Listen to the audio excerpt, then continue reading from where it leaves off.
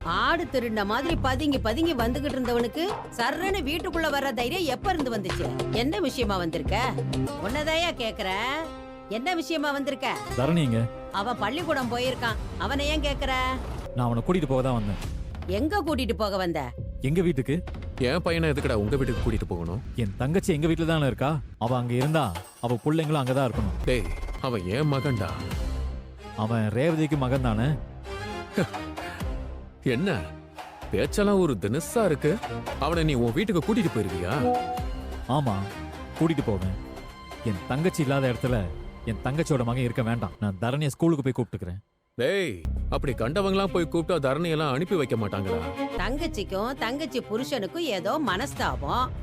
அத அவங்களே தீத்துக்குவாங்கன்னு விடாம ரேவதிய கூட்டிட்டு போன. இப்ப தரணிய கூட்டிட்டு போக வந்திருக்க. உனக்கு அறிவுங்கிறதே கிடையாதாடா? ரேவதி கூட தான் தரணி இருக்கணும். ஏன் இங்க அவன் என்ன தனியாவா இருக்கான்? நாங்களாம் இல்லையா? நாங்க பாத்துக்க மாட்டோமா? ரேவதி கூட இளவரசி இருக்கான்னா தரணி இங்க இருக்கட்டும். பாத்துக்க முடியலன்னா இளவரசியை இங்க கொண்டாந்து விடு. யா, உன் தங்கச்சிய கிளம்பி இங்க வர சொல்லு. அத விட்டுட்டு தரணிய கூட்டிட்டு போலான்னு கனவுல கூட நினைக்காத. எதுக்கு அத்த ரேவதி இங்க வரணும்? இவர்கிட்ட அடி வாங்கி கஷ்டப்படுறதுக்கா? தேவையே இல்லாத ரேவதியை நான் இங்க அனுப்புறதா இல்ல. இன்னைக்குள்ள ரேவதி இங்க வரணும், வந்தே ஆகணும். அவ இங்க வரமாட்டா. அவ மட்டும் இங்க வரலனா அவளை இனி இந்த வீட்டுக்குள்ள சேர்க்க மாட்டேன். திரும்ப அவ இங்க வரவே முடியாது. தேவையே இல்லைங்க, நீங்க சேர்த்துக்கவே வேண்டாம். சேர்த்துக்க வேணாம்னா எப்படி? அவ அங்கே இருந்துருவாளா? நீ அவளை பாத்துப்பியா? நல்லா பாத்துப்பேன். இங்க இருக்கிற வசதி வாய்ப்பெல்லாம் ஒன்னால கொடுக்க முடியுமாடா? வசதி வாய்ப்பெல்லாம் யாருக்கு வேணும்? அடியும் உதவியும் வாங்காம இப்ப நிம்மதியா இருந்தா போதாதா? கல்யாணத்துக்கு முன்னாடி வரைக்கும் எங்க வீட்டுல என்ன வசதி வாய்ப்பு இருந்துச்சோ அதை அனுபவிச்சுதானே ரேவதி அங்க இருந்தா. இனிமேலும் அப்படியே இருப்பா. அவளை நான் பாத்துப்பேன். ஸ்கூல் முடிஞ்சு வந்ததும் நான் தரணி கூட்டிட்டு போறேன். டேய், காலை உடைச்சிருவேன். இன்னொரு தடவை நீ இங்க வந்தீனா பாக்கலாம், அதையும் பாக்கலாம். ஏ, நீ எங்க வந்து சவால் விட்டுக்கிட்டு இருக்கேன்னு உனக்கு தெரியுதாடா? உன் தங்கச்சிய கட்டி கொடுத்த வீடு, இனியும் அவ இங்கதான் வாழணும். அதான் ரேவதி திரும்ப வரமாட்டான்னு சொல்லிட்டேனே அத்தை. அப்புறம் என்ன? நான் மறுபடியும் வருவேன், தரணியை கூட்டிட்டு போவேன். தரணியும் இளவரசியும் ரேவதி கூட எங்க வீட்டுல தான் இருப்பாங்க. என்ன பார்த்தாலே கை கால்லாம் உதற பையன் எப்படி பேசிட்டு போறான் பாத்தீங்களாமா? அண்ணன் கிழிச்ச கோட்டை தாண்டாம தங்கச்சி உக்காந்துருந்தா அண்ணனுக்கு திமிர் வராதா? இதெல்லாம் ஆவறதுக்குள்ள தங்கராஜ், நீ என்ன பண்ணுவியோ ஏது பண்ணுவியோ தெரியாது. எப்படியாவது உன் பொண்டாட்டி இங்க கூட்டிட்டு வந்துட்டு சொல்லிட்டேன். அப்பதான் அவ திமிரு அடங்கும், அவன் அண்ணன் திமிரும் அடங்கும். சார், தங்கராஜ் சார் வந்திருக்காரு. வர சொல்லுங்க. சரிங்க சார். வாங்க மாமா, உட்காருங்க. உட்கார். சுரேஷ், சாப்பிட்டியா? சாப்பிட்டேன் மாமா. போன வாரம் தெரிஞ்சவங்க ஒருத்தரோட ஹோட்டலுக்கு போயிருந்தேன். அங்க நண்டு மீனெல்லாம் அவ்வளவு சூப்பரா இருந்துச்சு. இந்த மட்டன் இருக்கு பாரு, சும்மா பஞ்சு பஞ்சா இருந்துச்சு. உனக்கு தான் மட்டன் பிடிக்குமே, அதான் உன்னை இன்னைக்கு அந்த ஹோட்டலுக்கு சாப்பிட கூட்டிட்டு போலான்னு நினைச்சேன். ஆனா நீ சாப்பிட்டுட்டேன்னு சொல்ற. இன்னொரு நாள் போலாமா? நேத்து நைட்டு உனக்கு போன் பண்ண, நீ எடுக்கல. மாமா மேல கோவமா இருக்கியா? இல்ல மாமா, அது இல்ல, உன் அக்காவை நான் அடிச்சிட்டேன். அதுக்கு அவ அங்க வந்து உட்காந்துட்டா. அதுக்காக வருத்தம் இருக்கதானே செய்யும். ஆனா சுரேஷ், நான் வேணும்லாம் செய்யலடா. அதான் நேத்தே சொல்லிட்டீங்களா மாமா? எனக்கு உங்க மேல கோவம்லாம் இல்ல. அடி வாங்கினது என் அக்கா, அதனால ஒரு வருத்தம், அவ்வளவுதான். சரி, நம்ம குடும்பத்து விஷயத்த அப்புறம் பேசிக்கலாம். நான் வேற ஒரு விஷயமா தான் உன்னை பார்க்க வந்தேன். உனக்கு இன்ஸ்பெக்டரா ப்ரமோஷன் கிடைச்சா எப்படி இருக்கும்? என்ன மாமா சொல்றீங்க? அது இந்த ஸ்டேஷன்ல இல்ல, சிட்டிக்கு நடுவுல நல்ல பெனிஃபிட் இருக்கிற ஒரு ஸ்டேஷன்ல உனக்கு இன்ஸ்பெக்டரா ப்ரமோஷன் கிடைச்சா எப்படி இருக்கும்? நல்லாதான் இருக்கும். ஆனா அது எப்படி மாமா நடக்கும்? நடக்கும் மச்சான், ஆனா உடனே நடக்காது. அது நேத்து ஐஜி ஆபீஸுக்கு ஒரு முக்கியமான விஷயமா போயிருந்தேன். எனக்கு தெரிஞ்சவரை ஒருத்தரை பார்த்தேன். அப்போ உன் ப்ரமோஷன் விஷயத்த பத்தி அவர்கிட்ட பேசினேன். அவரும் கொஞ்சம் கொஞ்சமா காய் நகர்த்துறேன்னு சொல்லிருக்காரு. ஆனா கண்டிப்பா இன்ஸ்பெக்டரா ப்ரமோஷன் கிடைச்சிடும். நிஜமாவா சொல்றீங்க? நிஜமாதான்டா. அது ஐஜி ஆபீஸுக்கு வேற ஒரு விஷயமா போயிருந்தேன். பட் அந்த விஷயத்த 2 நிமிஷத்துல பேசி முடிச்சிட்டேன். ஆனா உன் விஷயமா பேசுறதுக்கு தான் 1 மணி நேரம் ஆச்சு. அது என்ன வச்சுக்கிட்டே உன்னை பத்தி விசாரிச்சுட்டு இருந்தாங்கடா. அதுக்கப்புறம் இந்த சஸ்பென்ஷன் விஷயத்த பத்தி பேசிட்டு இருந்தாங்க. மாமா அப்படியே புகுந்து அப்படி இப்படின்னு மாத்தி சொல்லி ஒரு வழியா சமாளிச்சிட்டேன். எனக்கு தெரிஞ்சு இன்னும் 1 வருஷத்துக்குள்ள உனக்கு இன்ஸ்பெக்டரா ப்ரமோஷன் கிடைச்சிரும். மாமா, நான் சப் இன்ஸ்பெக்டர் ஆவேன்னு நினைக்கல. அதுக்கே நீங்க தான் காரணம். இப்போ நான் இன்ஸ்பெக்டர் ஆக போறேன்னு சொல்றீங்க. கனவுல கூட நினைக்காத விஷயத்த நடத்த போறேன்னு சொல்றீங்க. டேய், நான் எப்பவும் உன்னை பத்தி உன் நலனை பத்தி மட்டும் தான் யோசிப்பேன். தேங்க்ஸ் மாமா. டேய், ரொம்ப தேங்க்ஸ். என்னடா? Thank you so much. என்ன சாப்பிடுறீங்க? டீ, காஃபி ஏதாவது சொல்லவா? டேய், முதல்ல உட்கார்றா. உட்காரு. ஏண்டா வந்ததும் மூஞ்சிய தூக்கி வச்சிட்டு இருந்த? உங்க அக்காவை அடிச்சிட்டேன்னு இப்பதான் நல்லா சிரிக்கிற. என்னதான் இருந்தாலும் அவன் மேல எனக்கு வெறுப்பனா இல்லடா, அடக்க முடியாத கோவம் வந்தப்போ என்னை மீறி அடிச்சிட்டேன். நீ கூட அன்னைக்கு உன் ஒய்ஃப் அடிச்சியே, அந்த மாதிரி. புரியுதா நான் என்ன சொல்றேன்னு?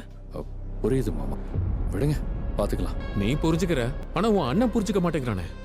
என் வீட்டுக்கு வந்து தரணியை கூட்டிட்டு போறேன்னு சொல்றான். உன் அக்கா அங்கேதான் இருப்பான்னு சொல்றான். அதெல்லாம் சரியா வருமா சுரேஷ்? 2 நாள்ல அனுப்பி வச்சிடலான்னு அப்பா சொன்னாருமா. அக்கா வந்துருவா. உங்க அப்பா சொல்றது உங்க அண்ணன் கேட்க மாட்டான் சுரேஷ். நீ உன் அண்ணன் கிட்ட பேசு, அவன் எடுக்கிற முடிவெல்லாம் தப்புன்னு நீ சொல்லு. நான் அண்ணன்கிட்ட சொல்றேன். மாமா, என்னடா சுரேஷ்? நான் இன்ஸ்பெக்டர் ஆயிடுவேன்ல? டேய், அதுல என்னடா சந்தேகம்? நீ கண்டிப்பா இன்ஸ்பெக்டர் ஆவ சுரேஷ். 100% இன்ஸ்பெக்டர் ஆயிருவேன். மாப்பிள்ள எதுவும் ஃபோன் பண்ணாரா ரேவதி? இல்லப்பா, பண்ணல.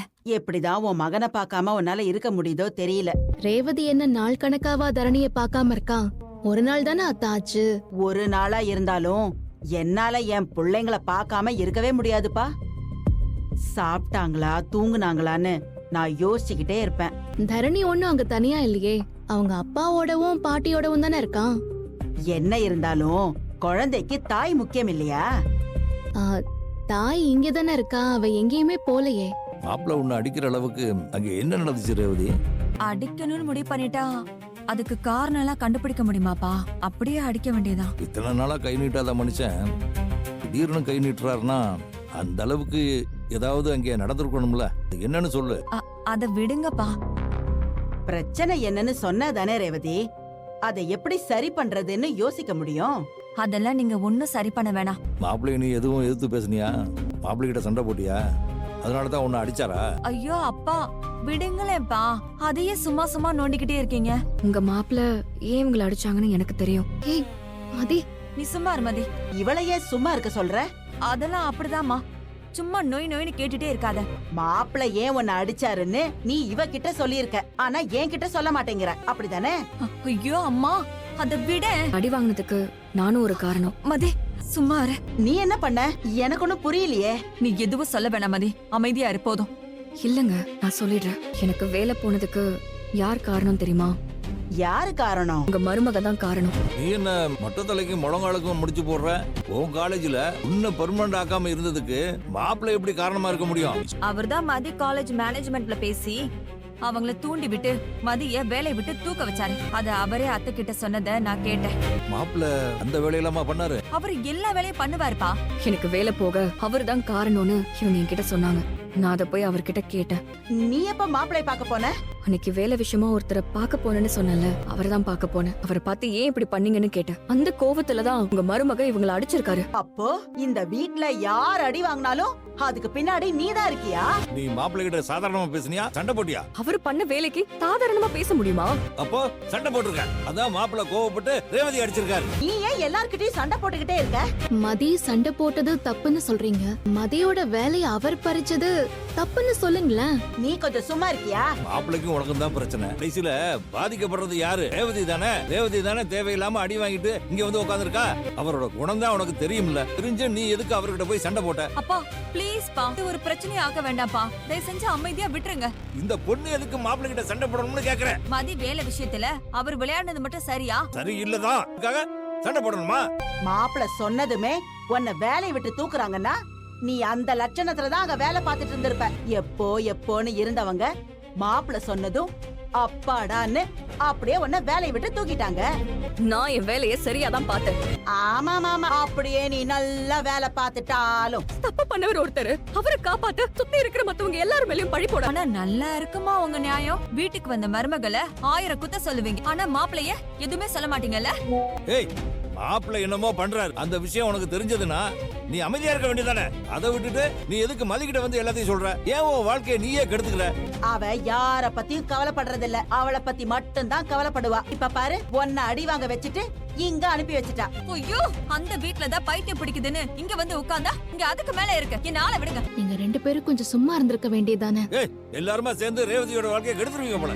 யாரும் இங்க ரேவதியோட வாழ்க்கையெல்லாம் கெடுக்கணும்னு நினைக்கவே. அவளுக்கு வக்காலத்து வாங்கலன்னு யார் அழுதா? இந்த ரேவதி ஏன்டா இப்படி இருக்காளோ தெரியல. உள்ள வரலாமா சார்? ஆனே உட்கார் ப்ளீஸ். சரி, உனக்கு சில இன்வெஸ்ட்மெண்ட் பிளான்லாம் அனுப்பி வச்சேன், பாத்தியா? பார்த்தேன். கூட வேலை பார்க்கறவங்களுக்கு ஷேர் பண்றா. ஏதாவது இன்வெஸ்ட் பண்ற பிளான் இருந்தா எனக்கு கால் பண்ண சொல்லு. டேய், நீ கூட இன்வெஸ்ட் பண்ணலாம்டா. நீ சொல்ற பேங்க் இன்வெஸ்ட்மெண்ட்லாம் எனக்கு சரியா வராது. நான்லாம் தங்கராஜ் மாமா மாதிரி லேண்ட்ல கோல்ல தான் இன்வெஸ்ட் பண்ணணும்னு நினைக்கிறேன். அவரை பத்தி பேசாதடா. நானே உங்ககிட்ட ஃபோன் பண்ணி பேசணும் தான். தரணியை கூப்பிட போயிருந்தேன். ஆமாண்டா, அவன் ஸ்கூலுக்கு போயிருந்தான். இல்லனா கையோட வீட்டுக்கு கூட்டிட்டு போயிருப்பேன். ஆமா கிட்ட எதுவும் சண்டை போட்டு ஏன் உன்கிட்ட சொன்னாரா? இப்படி எதுவும் சொல்லலண்ணே. நானா தான் கேட்கறேன். சண்டை எல்லாம் போடல. தரணி எப்படியாவது கூட்டிட்டு போவேன்னு சொன்னேன். ரேவதி அங்க திரும்ப வரமாட்டான்னு சொன்னேன். ஏன்னா அக்கா பசங்களெல்லாம் நம்ம வீட்லயே வச்சுக்க முடியும். எல்லாரையும் வீட்டுக்கு கூட்டு வந்து நீயா பாத்துக்க போற? ஏன் என்னால பாத்துக்க முடியாதுன்னு நினைக்கிறியா?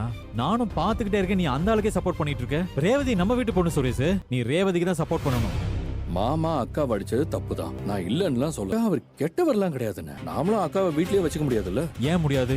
கஷ்டம்ண்ணே.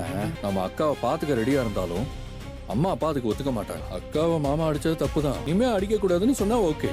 ஆனா அக்காவை அனுப்பி வைக்க மாட்டேன்னு சொல்றதெல்லாம் சரியில்லைண்ணே. அவருக்கு அக்கா மேல நிறைய அன்பு இருக்கு. ரொம்ப தான் அன்புடா. அவர் பண்ற வேலைலாம் உனக்கு தெரியாது. நீ கொஞ்சம் நிதானமா யோசி. நீ சொல்றது ரொம்ப நாளைக்கெல்லாம் சரியா வராது. இளவரசி இப்ப அமைதியா இருக்கா. 2 நாள் ஆனா அப்பா கிட்ட போகணும்னு அழுவா. 2 பசங்களுக்கும் அவங்க அம்மா அப்பா 2 பேருமே முக்கியம்ண்ணே. அதெல்லாம் நம்ம யோசிச்சு தானே ஆகணும். அதெல்லாம் நான் யோசிக்காம இல்லடா. சிச்சுவேஷனை ரொம்ப வேர்ஸ் பண்ணாதானே. இதான் இருப்பேன்னு அக்கா முடிவெடுத்தா நாம சப்போர்ட் பண்ணலாம். அதை விட்டுட்டு நீ அக்காவை தூண்டி விடக்கூடாதுல்ல? ஆமாண்டா, தூண்டி விடுறாங்க. நீ என்ன ஆனாலும் அந்த ஆளுக்கு தானே சப்போர்ட் பண்ணுவ. நல்லா மதிச்சு பார்க்க வந்தேன் பாரு, என்ன சொல்லணும்? என்ன ஏய், கை விடுறா, போடா. நீ உட்காரு வா. ஏய், நீ அந்த ஆளுக்கே சப்போர்ட் பண்ணு. வேற யாரை பத்தியும் கவலைப்படாத என்ன. நான் கிளம்புறேன். அண்ணா, அண்ணா, ஏய், ஒரு நிமிஷம் கையை இருங்க, விடுறா. அண்ணா. அண்ணா